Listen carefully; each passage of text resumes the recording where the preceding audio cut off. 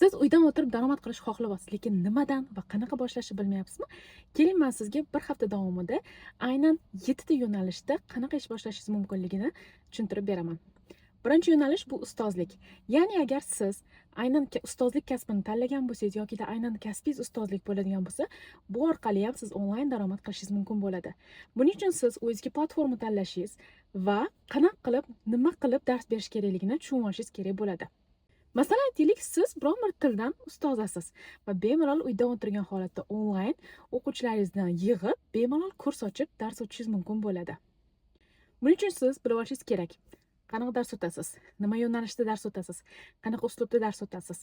Va blogingiz orqali obunachilarni chaqirasizmi yoki biron bir aytaylik onlayn saytlarda ishlaysizmi? Mana shu narsalarni ham aniqlab olishingiz kerak bo'ladi.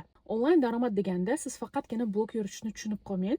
Siz bemalol boshqa bir onlayn dars beradigan ustozlar bilan birga hamkorlik qilishingiz va ularni jamoasiga qo'shilib ham daromad qilishingiz mumkin bo'ladi.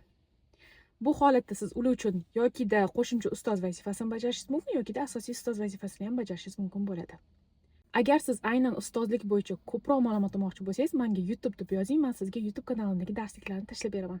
Aytgancha, bir hafta davomida onlayn daromad bo'yicha videolarni o'tkazib yubormaslik uchun menga obuna bo'ling.